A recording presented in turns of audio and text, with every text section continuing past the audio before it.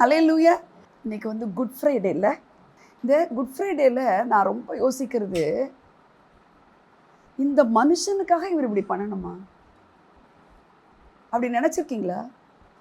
இப்போ உலகத்தில் சொல்லுவாங்க பாருங்க, இந்த பொண்ணுக்காகவா இவன் இப்படி பண்ணான் அப்படின்வாங்க பாருங்க, இந்த பையனுக்காகவா இந்த பொண்ணு இப்படி பண்ண அப்படின்னு சொல்லுவாங்க. பார்த்தீங்களா? பார்த்துருக்கீங்களா? கேட்டிருக்கீங்களா? அப்போ நான் இந்த 2 நாளாக என்ன தோணுது, இந்த மனுஷனுக்காகவா இவர் இவ்வளோ பெரிய, அதாவதுங்க ஒரு கத்தி எடுத்து டக்குன்னு இப்படி கழுத்தை வெட்டுனா முடிஞ்சு போச்சு. எப்படியோ ரத்தத்தை சிந்துன்னு அவ்வளோதானேங்க. மனுக்குலத்துக்கு, மனுஷனுடைய பாவத்துக்கு பரிகாரம் பண்ணும்படி பிதாவுடைய பரிசுத்த திட்டம் இருக்குன்னா, அந்த விலையேறப்பட்ட ரத்தம் சும்மா அப்படி தட்டுனா முடிஞ்சு போச்சு.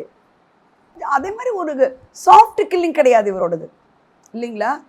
இவரோடது எப்படிப்பட்டதாக இருந்ததுன்னா ஒரு டார்ச்சரஸ் மர்டராக இருந்தது.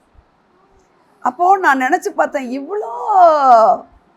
இவ்வளோ கஷ்டங்களையும் பாடுகளையும் அவர் பட்டு தான் இந்த ரட்சிப்பை வாங்கி தரணுமா? யாருக்காக? இந்த மனுஷனுக்காக? நான் கேட்குறதெல்லாம் யோசிங்க. பாவம் அவ்வளோ பெருசா, அவருடைய மரணத்தை கொடுக்குற அளவுக்கு பாவம் பெருசா? சரி, இந்த பாவத்தை காட்டிலும் பிதாவுக்கு மனுஷன் போகணும்னா அவர் பாவத்தை பார்க்க மாட்டாத சுத்த கண்ணனா இருக்கிறதுனால, அப்போ அந்த பிதாவோட சேர்க்கறது அவ்வளோ பெரிய விஷயமா? நான் கேட்குறது புரியுதா? பிதாவினிடத்துல மனுஷனை சேர்க்கறதுக்கு இந்த பாவங்கிறது அவ்வளோ பெரிய விஷயமா இருக்கா? இல்லை பிதாவோட சேர்க்கறது அவ்வளோ பெரிய விஷயமா அவருக்கு தெரியுதா? அப்படின்னா நீங்கள் என்ன சொல்லுவீங்க? ஆமாம் தான், அதில் சந்தேகமே இல்லை. ஆனால் நான் நினச்சேன், அவ்வளோ பெரிய விஷயமா மனுஷன் நினைக்கிறானா? ஏப்பா, பாவத்தை அவ்வளோ பெரிய விஷயமா நினைக்கிறாங்களா மனுக்குலம்? இல்லை, இந்த பிதாவோட சேர்றதுக்காக இவ்வளோ பெரிய காரியம் செஞ்சுக்கிறாருன்னா அந்த உறவு அவ்வளோ பெருசா அப்படின்னு நினைக்கிறோமா? உங்களையே நீங்கள் கேளுங்களேன், நினைக்கிறோமா? இவ்வளோ பெரிய ஒரு டார்ச்சரஸ் மர்டருக்குள்ள ஃபாதர் காட் தன்னுடைய குமாரன் அனுப்புறதுக்கு, உங்கள் பிள்ளைங்களுக்கு ஏதாவது ஒன்றுன்னா உங்களுக்கு தாங்குமா? நம்ம என்ன சொல்லுவோம் தெரியுமா? எனக்கு வேணா கொடுங்க, என் பிள்ளைங்களுக்கு கொடுக்காதீங்க. அந்த இருதயத்தை அவ்வளோ கடினமாக வச்சுட்டு தன்னுடைய குமாரனை ஒப்பு கொடுத்தாராம். அப்போது நான் கேட்குறேன், ஆனால் அன்னையிலேருந்து எனக்கு என்ன தோணுதுன்னா, இவ்வளோ பெரிய இந்த உறவுக்காக அவர் அவ்வளோ பெரிய ஒரு டார்ச்சரஸ் மர்டருக்குள்ளே போனார்னா, மனுஷன் அந்த உறவை எப்படி நினைக்கிறான்? மனுக்குலம் அந்த உறவை எப்படி நினைக்குது? அப்படி போனால் நமக்கு அழுக தான் வருது. இதை நினச்சி பார்த்துருக்கோமா நம்ம? அப்படி உயிரை கொடுத்தவர் ஏன் இப்படி கைவிடுறாரு? அப்படி நினச்சிருக்கீங்களா? ஏம்மா, அவ்வளோ பெரிய காரியத்தை செஞ்சவர் இந்த நேரத்தில் ஏன் இவர் அமைதியாகிட்டாரு? நம்மளுக்கு நான் யோசிக்க வைக்கிறேன் உங்களை. நீங்கள் ஒரு சர்ச்சுக்கு போனால் 7 வார்த்தையில் ஒரு வார்த்தையை கேட்டுட்டு வரலாம். குட் ஃப்ரைடேவுடைய அஸ்திபாரத்தை நான் பேசுகிறேன். இப்படி ஒரு மனுஷனுக்காக கொடுக்குற அளவுக்கு மனுஷன் தகுதியா? பாவம் அவ்வளோ பெருசாக அவருக்கு தெரியுதா? பிதாவோட சேர்க்கறதுக்கு அவருக்கு அவ்வளோ பெருசாக இருக்கு அந்த உறவு அவருக்கு அப்படின்னு நம்ம நினச்சிருக்கோமா? சரி, அப்படி அந்த உறவை பெருசு நினச்சா அவர் அவ்வளோ நான் பிதாவோட சேர்க்கறதுக்கு அவ்வளோ பெரிய உறவாக நினச்சவர் ஏன் சில நேரத்தில் எனக்கு ஆன்சர் பண்ணலையே அப்படின்லாம் நினச்சிருக்கீங்களா? நினச்சது இல்லையாப்பா? அந்த கட்டங்கள்லாம் வந்தது இல்லையா? வரும், வராமே இருக்கலாம். யாருக்கு வரும் அதையும் இப்போ பார்க்க போகிறோம். சில நேரத்தில் இவ்வளோ பெரிய தியாகமெல்லாம் பண்ணிட்டு இந்த நேரத்தில் அவர் ஏன் கைவிட்ட மாதிரி இருக்கிறாரு அப்படிங்கிற சூழ்நிலாம் வருங்க. அல்லேலூயா. அப்படிலாம் வரும். இந்த குட் ஃப்ரைடேங்கிறது ஒரு சாதாரண விஷயம் கிடையாது. நீங்கள் யோசித்து இந்த செய்தியை கேட்டுட்டு தியானிங்க அதை. ஆமேன். இந்த குட் ஃப்ரைடேல என்னெல்லாம் நிகழ்வுகள் நடந்ததுன்னு தெரியுமா உங்களுக்கு? தேவாலயத்தினுடைய அவர் உயிர் விடுற நேரத்தில் தேவாலயத்தினுடைய திரைச்சிலை கீழிருந்து மேலாக அப்படின்னு இருக்கா, மேலிருந்து கீழாக இருக்கா? கீழெல்லாம் கொஞ்சம் தேஞ்சு போச்சுன்னா என்னங்க ஆகும்? கீழே மக்கி போச்சுன்னா நம்ம ட்ரெஸ்ஸுங்களே கிழியும். ஆனால் அழகாக மேலேருந்து கிழிச்சு விட்ட மாதிரி இருக்குது. எதுக்கு, என்னத்துக்கு அது அடையாளமாக இருக்குது? வருஷத்துக்கு ஒரே ஒரு முறை மகா பரிசுத்த ஸ்தலத்தில் மனுஷனுக்காக எல்லா பாவத்துக்கும் பரிகாரம் பண்ணும்படி போகிற அந்த பிரதான ஆசாரியன் இனிமே போவேணாம், நீனே தைரியமா போலாம் அப்பா அப்படின்னு. அப்பா இஸ் நாட் ஏ ஜெண்டர், மேல் ஜெண்டர். அப்பா இஸ் ஏ சோர்ஸ்.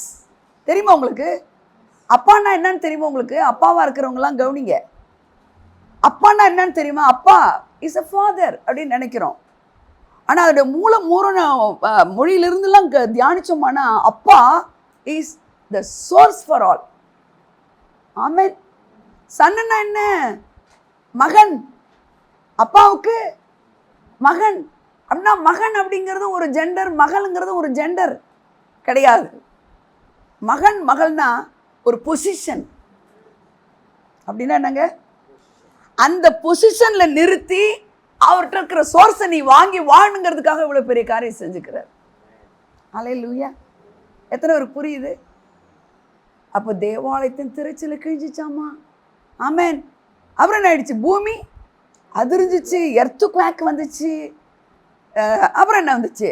சூரியனுக்கு கண்ணு தெரியல, வெளிச்சம். சூரியன் தன்னுடைய பவரை என்ன பண்ணிக்கிச்சுங்க? அது வெளிச்சம் கொடுத்துக்கிட்டே இருக்கிறது. அது என்ன பண்ணிடுச்சு? இனிமே என்னால் கொடுக்க முடியாது. இதெல்லாம் சூப்பர் நேச்சுரலாக நடந்தது. இதில் என்ன எப்படி நடக்குது? சூப்பர் நேச்சுரல் நடந்தது. இப்போ இந்த நேரத்துலலாம் இந்த கால வேலையிலேருந்து ஜீசஸ்க்கு ட்ரையல்ஸு, ட்ரிபுலேஷன்ஸ் அண்ட் பர்சிக்யூஷன்ஸ்.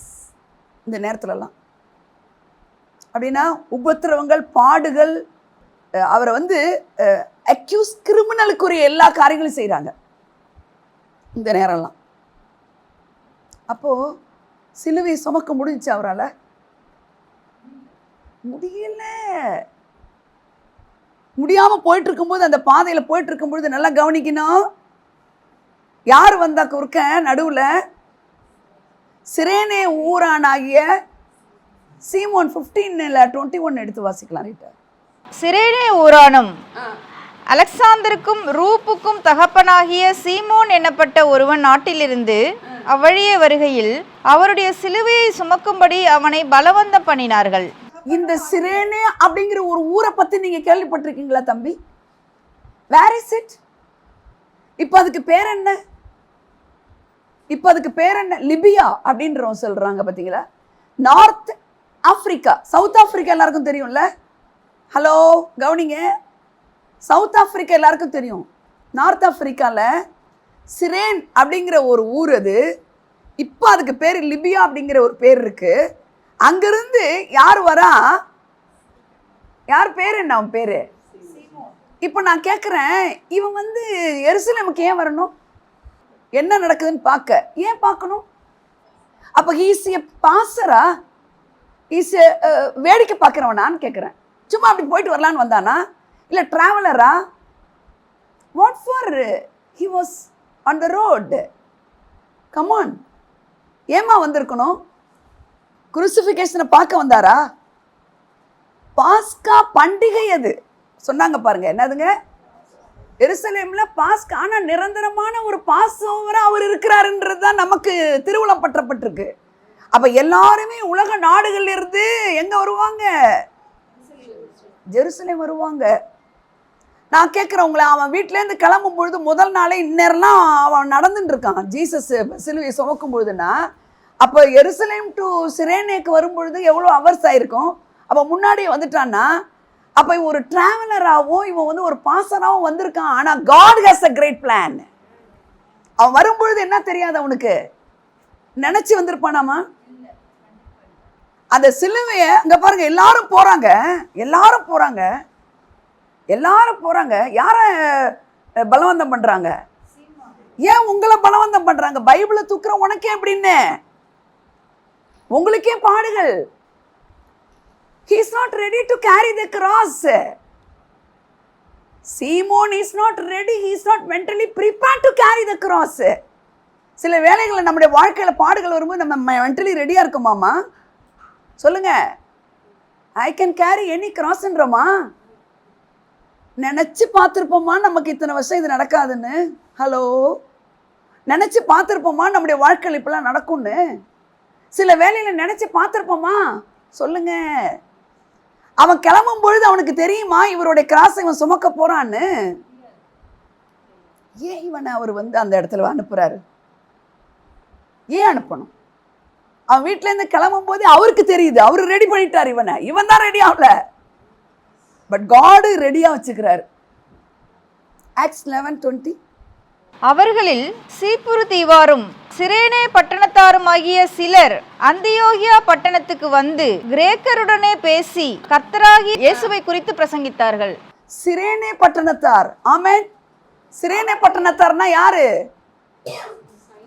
இந்த சீமோன் தான். இந்த சீமோன் இப்ப எங்க வந்திருக்கான்? அந்தியோக்கு வந்திருக்கான். எங்க வந்திருக்கான்? இது ஆஃப்டர் ரிசரக்ஷன் எழுதப்பட்டது இந்த பார்ட்.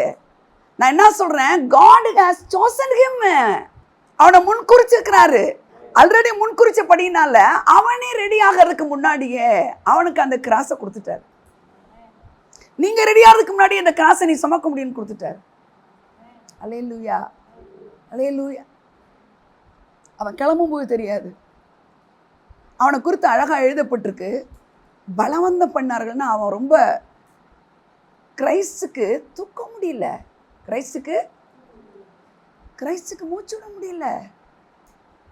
அதை சுமந்துக்கிட்டு அந்த சிலுவை எடுத்துக்கிட்டு அந்த கெத்செமனே தோட்டம் வரைக்கும் போகிறதுக்கு இவருக்கு முடியல. ஆனால் ஃபாதர் காடு இந்த நேரத்தில் சரியா என் மகனுக்கு ஒரு ஒத்தாசை பண்ணுவான்னு அனுப்பிட்டாரு. ஜீசஸ்க்கு நீங்கள் ஒத்தாசை பண்ண முடியுமா? முடியாதம்மா. முடியும். அது நீங்கள் முடிவு பண்ண முடியாது. உங்களை பற்றி அவருக்கு தெரியும், அவர் முடிவு பண்ண முடியும். அல்லேலூயா. சிரேனே ஊரானாகிய இந்த சீமோன் எத்தனை சில்ட்ரன் அவனுக்கு? அங்கே பைபிளில் தெளிவாக இருக்குது. 2 பேருக்கு அவன் யாரா இருக்கான்? அப்பாவா இருக்கான். இங்கே மிஷனரி ஒர்க்குக்கு வந்திருக்கான் ஆஃப்டர் ரிசரக்ஷன். ரோமன் 16:13. கர்த்தருக்குள் தெரிந்து கொள்ளப்பட்ட ரூபையும் எனக்கு தாயாகிய அவனுடைய தாயையும் வாழ்த்துங்கள். இந்த ரூபு யாரு? ரூஃபஸ் யாரு? எல்லாமே ஒண்ணுதான். ரூபு அப்படின்றது ரூஃபஸ் தான். அது ரூஃபஸ்ன்னு சொல்றோம்ல, பேர் வைக்கிறவங்கள ரூஃபஸ்ன்னு. ஏப்பா, அது யார் அந்த ரூஃபஸ்? சீமோனுடைய மகன். இன்னொரு பையன் பேர் என்ன? அலெக்சாண்டர். ஹலோ, அதுல எழுதப்பட்டிருக்கு பாருங்க, கர்த்தருக்கு அந்த Rufus was chosen by God. ஆமென். எப்படி? அந்த தகப்பனால. ஆமென் சொல்லுங்க. அந்த தகப்பன் தன் பிள்ளைகளை எப்படி வளர்த்துக்கிறாரு? தகப்பன் தன் பிள்ளைகளை எப்படி வளர்த்துக்கிறாரப்பா? கர்த்தருக்குள்ள வளர்த்து டே பை டே அவங்க ஒரு மிஷனரியா அந்தியோகாவுக்கு போக முடிய வச்சுக்கிறாரு. உங்க பிள்ளைகளை கர்த்தருக்குள்ள வளர்க்குறீங்களா? அல்லேலூயா. 16-13 வாசிங்க இன்னொரு தடவை. கர்த்தருக்குள் தெரிந்து கொள்ளப்பட்ட ரூபையும் எனக்கு தாயாகிய அவனுடைய தாயையும் வாழ்த்துங்கள். இது யார் சொல்றா எனக்கும் தாயின்னு?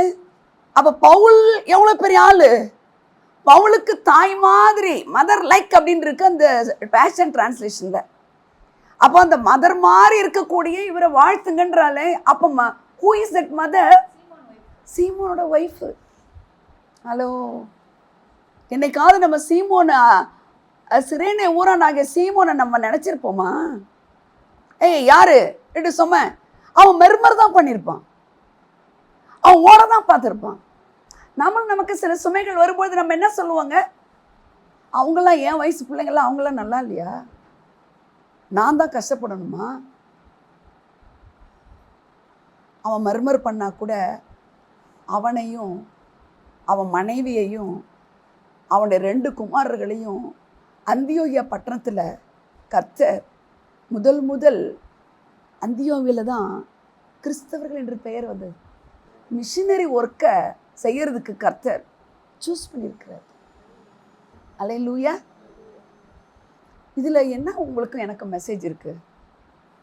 சும்மா ஒரு குட் ஃப்ரைடேல அப்படியே வந்துட்டு போகிறதாப்பா? What message is there? If you are not ready to carry the cross பி உங்கள் மேலே வைக்கப்படும். ஏன்னு நீங்கள் என்ன செய்யக்கூடாது? வேற ஆள் கிடைக்காதா க்ளோரியை? அவருடைய க்ளோரிக்கு இல்லை, நீ தான் வேணும். கடவுள் நம்பக்கூடியவங்க கம்மிங்க.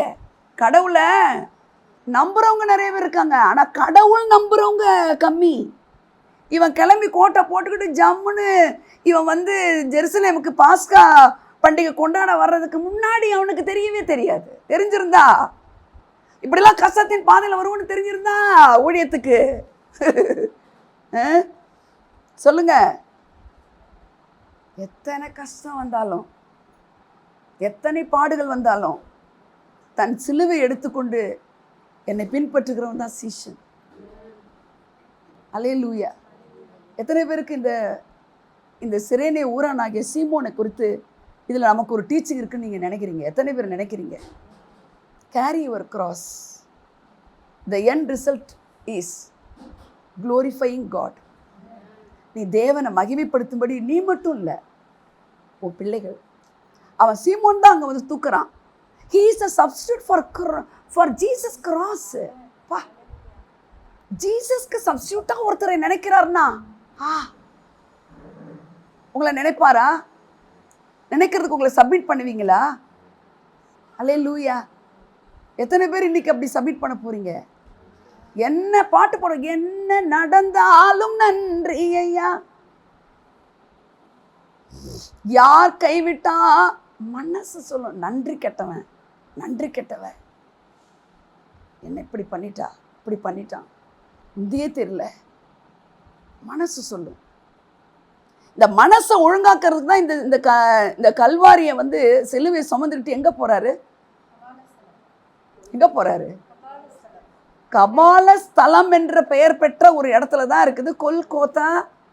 அந்த கொல்கோதாங்கிற வேர்டு வந்து கோலியாத்துங்கிற வேர்ட்லேருந்து டிரைவான ஒன்று. சரியா? அதாவது கவனிக்கணும், அது ஒரு மலையான ஒரு இடம். நீங்கள் தூரக்கேந்து பார்த்தா அது எப்படி இருக்குன்னா ஒரு மண்டை ஓடு மாதிரி தெரியுமா.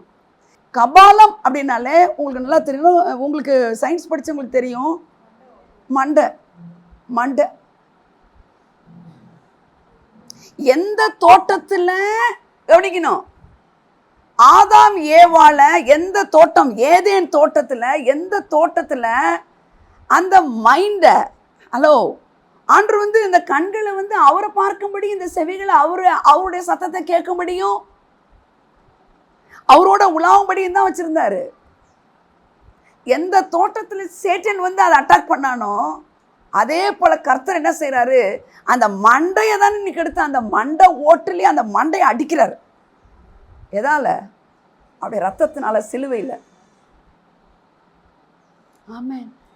அதனாலதான் பைபிள்ல skull hill, it is called what? கபால ஸ்தலம்.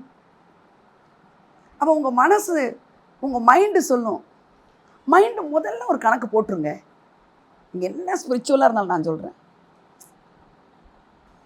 மைண்டு ஃபஸ்ட்டு ஒரு கால்குலேஷன் பண்ணிடும்.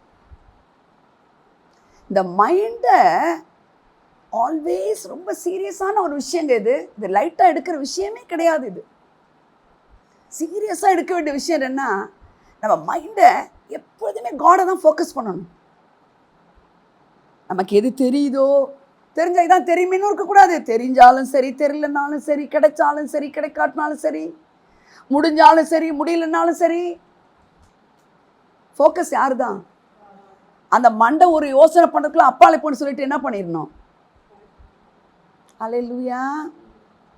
இப்போ சுமந்து கொஞ்ச நேரம் சுமக்கிறாரு. யாரு? சீமோன் சுமக்கிறாரு. திருப்பி நான்லாம் சில நேரத்தில் நான் சொல்லியிருக்கேன் உங்ககிட்டன்னு நினைக்கிறேன்.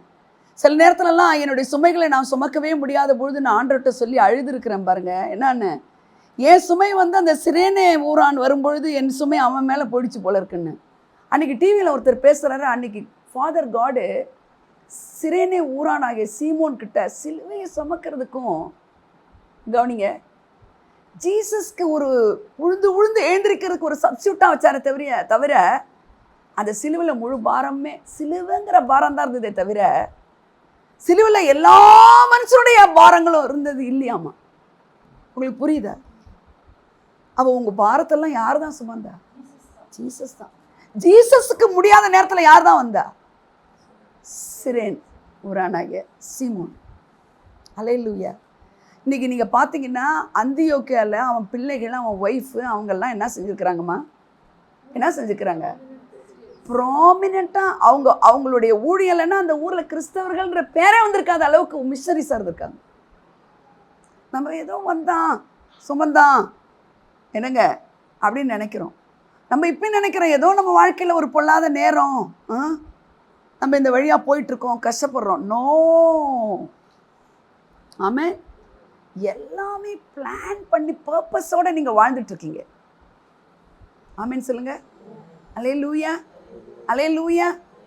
உங்களுடைய சிந்தனையில், உங்களுடைய எண்ணங்களில், உங்கள் யோசனைகளில் முதல்ல நினைக்கிறது என்னன்னா, நீங்கள் உங்களுக்கு வரணும்னா சிலுவையில் அறையுண்டேன் அப்படின்றத நினச்சிங்க.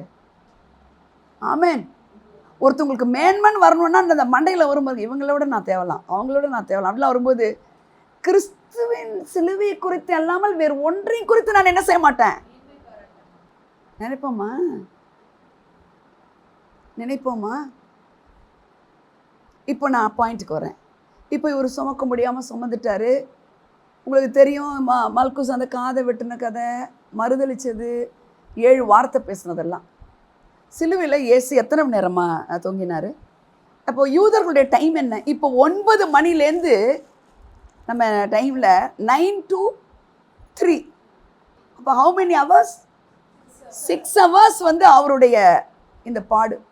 பொதுவாக கவனிக்கணும், சிலுவையில் அறையப்பட்டவங்களை பல நாள் கழிச்சு கூட மறிப்பாங்க, பல நாள் கழிச்சு கூட மறிப்பாங்க சிலுவையில் அடிச்சிட்டாங்கன்னா.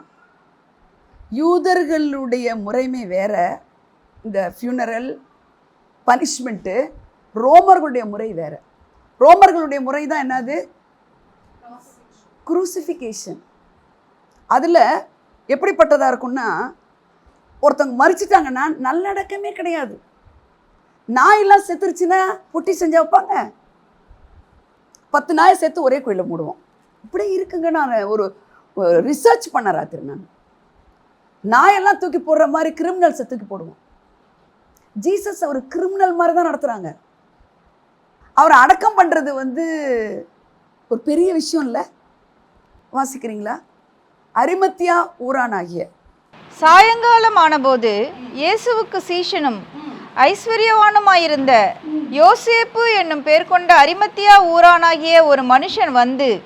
ஒரு சம்பவம் 4 காஸ்பல்லையுமே ஒரு சம்பவம் இருக்குன்னா அது ரொம்ப ஸ்பெஷல். 7 வார்த்தை 4 காஸ்பல்லையுமே இருக்காக்கண்ணா? நான் கேட்குற கேள்வி புரியுதா? ஒரு காஸ்பலில் 2 வேர்ட்ஸ் இருக்கும், இந்த ஒரு காஸ்பலில் ஒரு 3 இருக்கும். எல்லாத்தையும் கூட்டி இதுதான் முன்ன பேசியிருக்கணும், இதுதான் பின்ன பேசியிருக்கணும்னு வேத பண்டிதர்கள்லாம் அந்த 7 வார்த்தையை ஃப்ரேம் பண்ணியிருக்காங்க. 4 காஸ்பல்லையுமே அவருடைய 7 வார்த்தைகள் சொல்லுங்கள் இருக்காது. ஒரே காஸ்பலில் 7 வார்த்தை இருக்காது. 4 காஸ்பலையும் சேர்த்து வேத பண்டிதர்கள் என்ன பண்ணிருக்காங்க, இந்த நேரத்தில் இது நடந்திருக்கு, அந்த நேரத்தில் இருந்திருக்குன்னு அவங்க ஃபஸ்ட்டு செகண்டுன்னு 7 வார்த்தை பிரிச்சுக்கிறாங்க. 4 காஸ்பல்லையும் இருக்கக்கூடிய ஒரு சம்பவம் ஜீசஸுடைய என்னங்க பரியல். ஜீசஸுடைய பரியல் பை ஹூ? அரிமத்தியா ஊரானாகிய யோசேப்பு. சொல்லுங்க எல்லாம். அரிமத்தியான்னா தெரியுமா உங்களுக்கு? அரிமத்தியா ஊர்னா எதுன்னு தெரியுமா யாருக்காது? அரிமத்தியா ஊர் அப்படிங்கிறது கவனிக்கணும் நல்லா. ராமா. ராமா யாரோட ஊருன்னு தெரியுமா?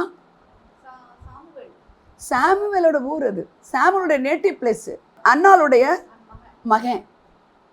ராமா சொல்லுங்க எங்க இருக்கு? South Africa or north Africa or anywhere else? ஜெருசலேமுடைய நார்த்தில் இருக்குது. இதெல்லாம் நான் ஏன் சொல்கிறேன்னா நல்லா தெரிஞ்சுக்கணும்.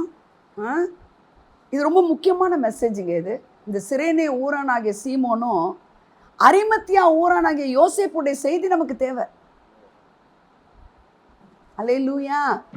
இப்போ இந்த அரிமத்தியா ஊர் அப்படிங்கிறதுக்கு அந்த இடம் எங்கே இருக்குன்னா, கவனிங்க, ஓல்டு டெஸ்டமெண்ட்டில் அந்த இடத்துக்கு பேர் ராமா.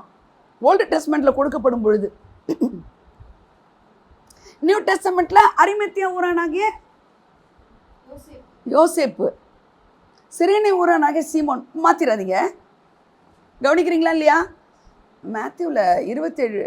சாயங்காலம் ஆனபோது இயேசுவுக்கு சீஷனும் ஐஸ்வர்யவானுமாயிருந்த யோசேப்பு என்னும் பேர் கொண்ட அரிமத்தியா ஊரானாகிய ஒரு மனுஷன் வந்து பிலாத்துவினிடத்தில் போய் இயேசுவின் சரீரத்தை கேட்டான்.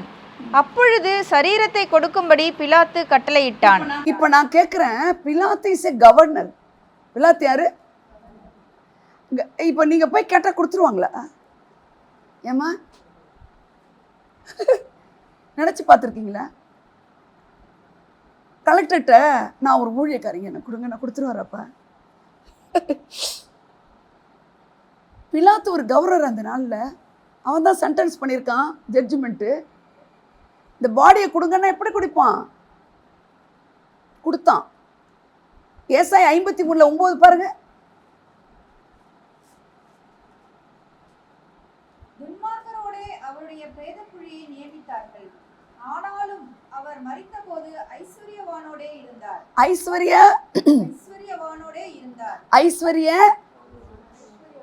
ஐஸ்வர்யவான்னு இருக்காப்பா. ஐஸ்வர்யவான் யாரோட இருந்தார்? அவரு he is very wealthy man.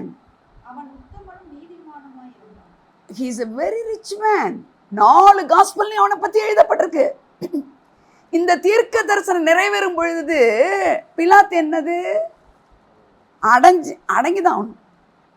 பிலாத்துக்கிட்ட போயிட்டு, என்னப்பா கொடுங்க அவருடைய சரீரம்னா எப்படி கொடுத்தாம? தீர்க்க தரிசனம் நிறைவேறும் பொழுது அது உலக மனுஷன் எவனா இருந்தாலும் கீழ்பட்டு தான் ஆகணும். கிரிமினல்ஸ் மத்தியில் 2 பேர் மத்தியில் தொங்குனாரு. ஆனால் பரியல் டைமில் யாரோட இருந்தாருன்னு இருக்கு? ஐஸ்வர்யவான்கள்னு இருக்கா?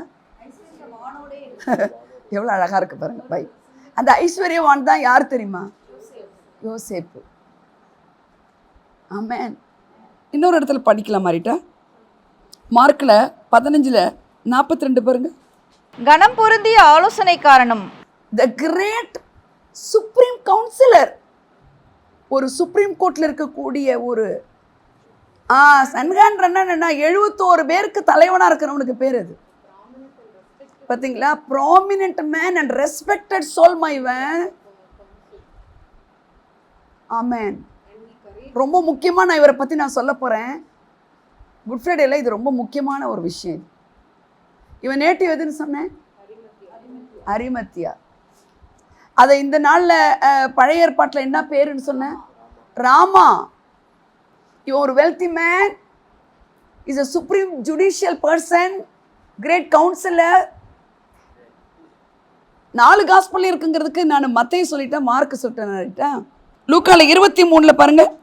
யோசேப்பு என்னும் பேர் கொண்ட ஒரு ஆலோசனைக்காரன் இருந்தான். அவன் உத்தமனும் நீதிமானுமாயிருந்தான். அவன் யூதருடைய பட்டணங்களில் ஒன்றாகிய அரிமத்தியாவிலிருந்து வந்தவனும்.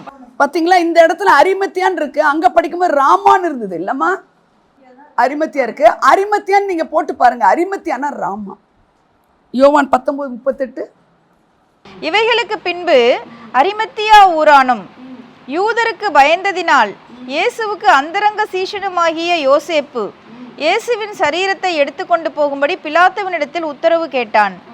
பிலாத்து உத்தரவு கொடுத்தான். இப்போ இவனை குறித்து என்ன இருக்குன்னா, 4 காஸ்பல்லுமே என்ன இருக்குன்னா, பணக்காரன், ரிச் மேன். அவன் அந்தரங்க சீஷன்.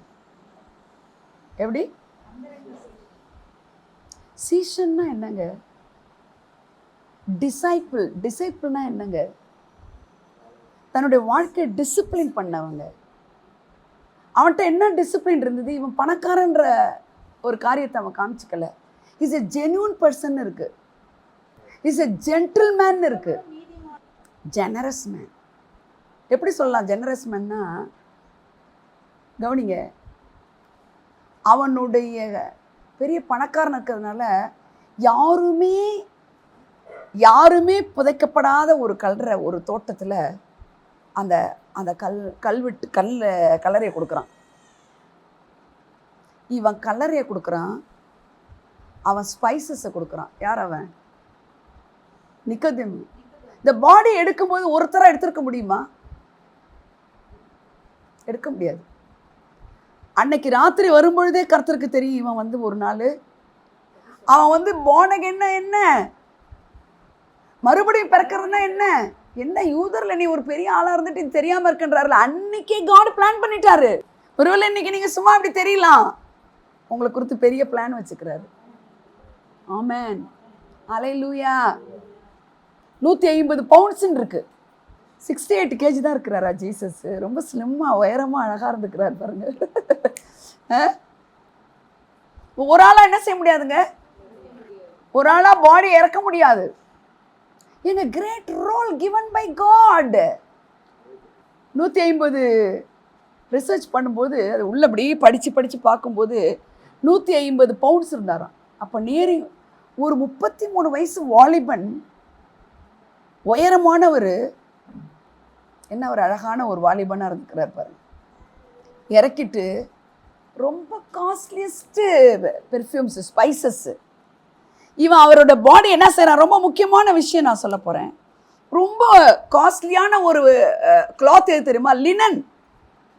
இப்பயுமே இந்த லினன் சாரின்னு சொல்கிறாங்க பார்த்தீங்களா? லினன் சொல்லுங்கள் எல்லாரும். அந்த லினன் இதை வச்சு தான் என்ன செய்கிறான்? அவருடைய பாடியை கம்ப்ளீட்டாக ரேப் பண்ணுறான், அப்படியே மூடுறான். அவரோட அடக்கம் வந்து ரொம்ப கிராண்டாக பண்ணுறதுக்கு காடு சூஸ் பண்ண ஒரு பாத்திரம். அடக்கலைன்னா ரிசரக்ஷன் கிடையாது.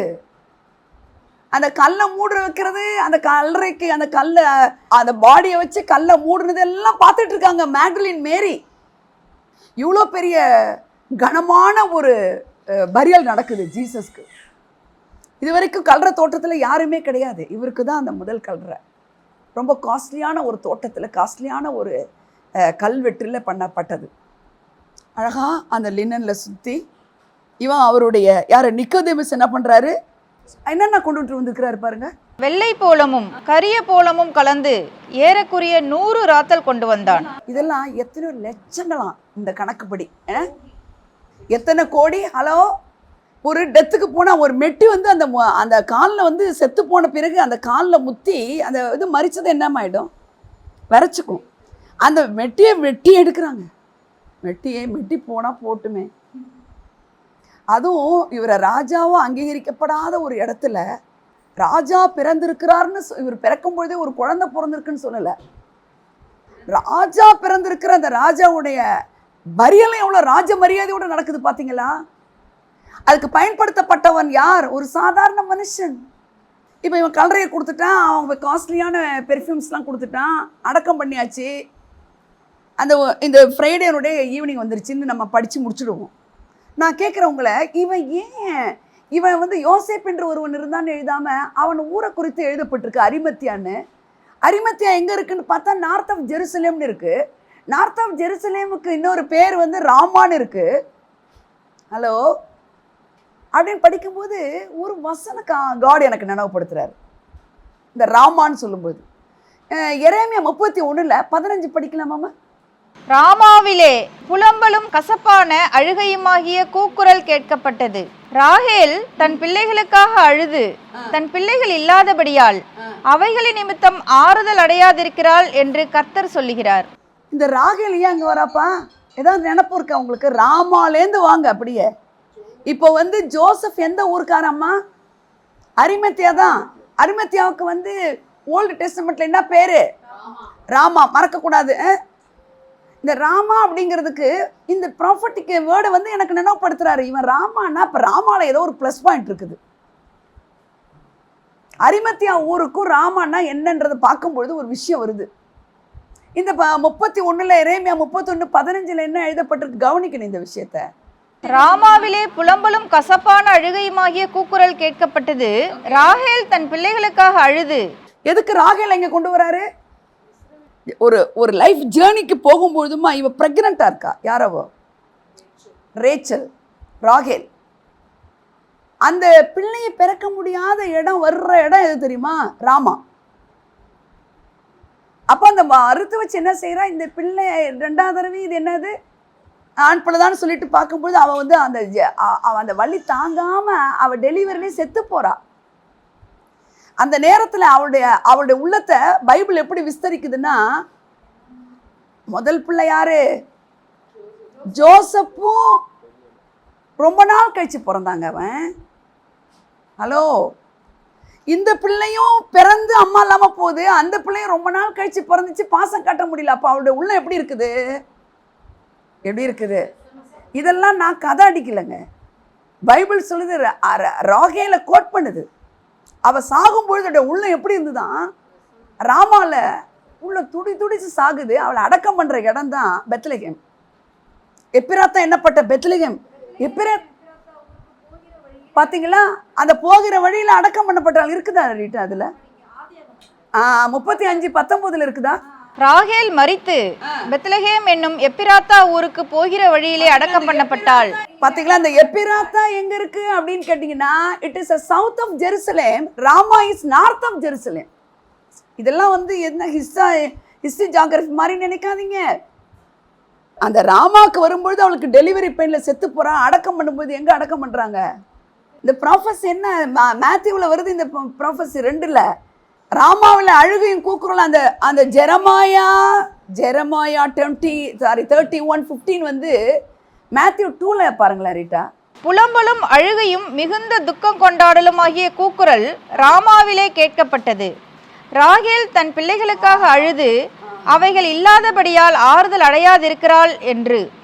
என்ன அது பார்த்தீங்களா? எரேமியா தீர்க்கதரிசி அங்கே சொன்னதை இங்கே கோட் பண்ணுறாரு. என்னப்பா, ஏதாவது புரியுதாம்மா? இதில் ஒரு ரகசியம் இருக்கிறது. என்னம்மா ரகசியம்? இதை ஏன் எரேமியா 31:15 வந்து மேத்யூ 2ல் சொல்கிறாங்கன்னா கவனிக்கணும்.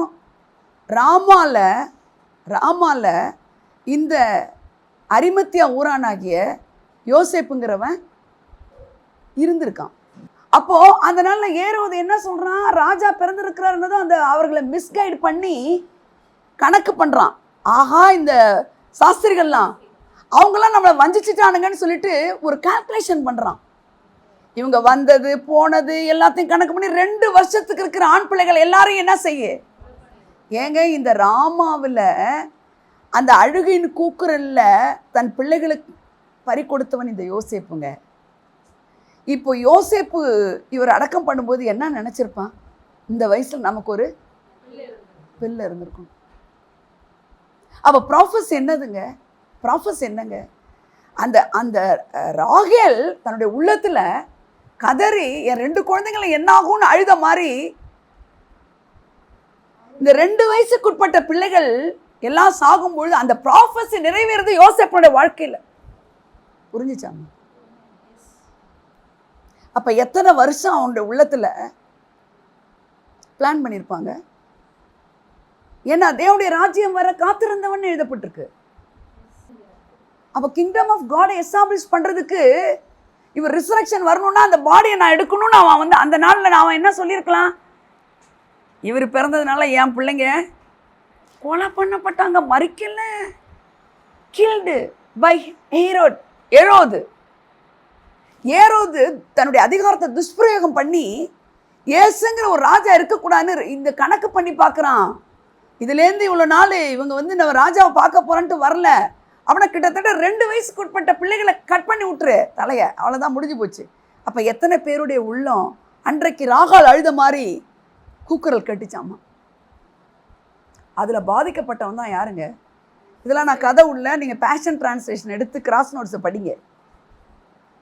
அப்போது எவ்வளோ காயம் இருந்தாலும் என்னங்க, எவ்வளோ பாதிப்பு இருந்தாலும், இயேசு பிறந்ததுனால என் பிள்ளைங்க கொலை பண்ணப்பட்டாங்கன்னு இருந்தால் கூட இயேசு என்ன செய்யலைங்க? அவன் கம் ஆன் ப்ளீஸ், வெறுக்கலை, மறுக்கலை, மறுதளிக்கலை. சரி ஏதோ பிறந்தோம் வாழ்ந்தோம் போ அப்படின்னு இல்லை. ஒரு விரக்தியில் கர்த்தரை ஏற்றுக்கிட்டோம், சாகிற வரைக்கும் இனிமேல் எங்கே போகிறது அப்படி இல்லை. அந்த கிங்டம் ஆஃப் காடை எஸ்டாப்ளிஷ் பண்ணுறதுல கவனமாக இருக்கிறான். தேவனுடைய ராஜ்யத்தில் ஒரு பெரிய ரோல். அவர் ரிசரக்ஷன் இல்லைன்னா இல்லை, அவர் இங்கே இல்லைன்னு இப்போ இதில் ஈஸ்டருக்கு மெசேஜ் கொடுப்போம் நம்ம, அவர் இங்கே இல்லைன்னு. அப்போ அந்த கல்லறை இஸ் எவிடன்ஸு. அந்த கல்லறை ஒரு கிரேட் எவிடன்ஸு. அங்கே ஆளை வேற உட்கார வச்சுருக்கிறானுங்க. நம்ம வாழ்க்கையில் இதில் என்ன கற்றுக்க வேண்டியது இருக்குது? அவரால் சில சோதனைகள், சில பாடுகள் நம்முடைய வாழ்க்கையில் நடந்தால் கூட யோசேப்பை நம்ம மறக்கவே கூடாது. அந்த ராமாவிலே கூக்குரல் கேட்கப்பட்டதுன்னா அவன் ஊர் அரிமத்தியாக தான் ராமானும் போது ஆண்டவர் சொல்கிறாரு. அதனால தான் அந்த ஹிஸ்டாரிக்கல் எவிடன்ஸ் சொல்லப்பட்டிருக்கு, அவன் அன்றைக்கு தன் பிள்ளைகளை இழந்தவன். ஆமேன். அதனால் சர்தான் போன் இல்லை, அவன் பிலாத்துட்டு போய் கேட்குறான். இன்னொன்று இருக்குது, அந்தரங்க சிஷன் இருக்குது. இல்லை இவனுமே இருக்குமா, அவன் அந்தரங்க சிஷனாக இருந்தபடியே ராத்திரியில் வரான். இவனு யூதருக்கு பயந்தபடினால் அப்படின்னு இருக்கு. யூதருக்கு இவன் ஏன் ஹீஸ் சுப்ரீம் கோர்ட் ஜஸ்டிஸ் மாதிரி இருக்கான். இவன் ஏன் பயம் தெரியுமா உங்களுக்கு? ஏன்னா யூதர் குலத்துக்கே இயேசு கிறிஸ்து அப்படிங்கிற ஒரு காரியத்தில் அவங்க எல்லாருமே கல்லெறிஞ்சு கொள்ளவும் சிலுவையில் அடிக்கப்படுறதுக்கும் தான் பிளான் வச்சுருக்கிறானுங்க. ஏற்கனவே பிள்ளைகள் போயிடுச்சு, நம்ம போனால் பரவாயில்லன்னு நினைக்க முடியாது. ஏன் தெரியுமா? இவன் கல்லறையில் இவரை புதைக்க வேண்டும். அப்போ தான் என்ன செய்ய முடியும்? ரிசரக்ஷனில் தேவனுடைய ராஜ்யத்தில் இன்னைக்கு நம்ம அப்பான்னு கூப்பிடுறோம் பாருங்க, நம்ம அப்பான்னு உள்ளே போகிறோம் பார்த்தீங்களா? அதுக்கு யார் எந்த ரோல் பண்ணா? யார் அந்த ரோலை பண்ணது? யோசேப்பு. நீங்கள் ரோமர்களுடைய அடக்குமுறைகளை படித்து பாருங்களேன், கிரிமினல்ஸ் எப்படி பண்ணுறாங்கன்னு. ஒரு மாஸ் பரியலாம் பாது, ஒரு 10 நாயை சேர்த்து ஒரே குழியில் போடுற மாதிரி போடுவானுங்களாம். பரியல் இஸ் வெரி இம்பார்ட்டன்ட். யோசேப்பு ஆபிரகாம், ஈசாக்கு, யாக்கோபுடைய மகன் இருக்கான்ல, அவனுங்கெல்லாம் அந்த எகிப்தை விட்டு வரும்போது எலும்பு எடுத்துன்னு வரானுங்க. என்ன வேதனையான ஒரு விஷயம். எலும்பை தூக்கி இவனுடைய ஜேர்னி ஃபுல்லாக இந்த எலும்பை கேரி பண்ணிட்டே வரான். இது யோசிச்சு பார்த்தீங்களா? லக்கேஜை தூக்கிட்டு வர முடியுமா? அவன் ஒரு வார்த்தை சொல்கிறான், கர்த்தர் உங்களை சந்திக்கிற நாள் வரும்பொழுது இந்த எலும்பை மட்டும் உச்சிட்டு போயிடாதீங்கிறான். இந்த எலும்பு உயிரடைங்க, வாழறதை விட சாகலாம் அப்படின்லாம் நினைக்கிறோம். நோ, நம்ம செத்த பிறகு நம்ம எலும்புகள் உயிரடையும் பிரதர்.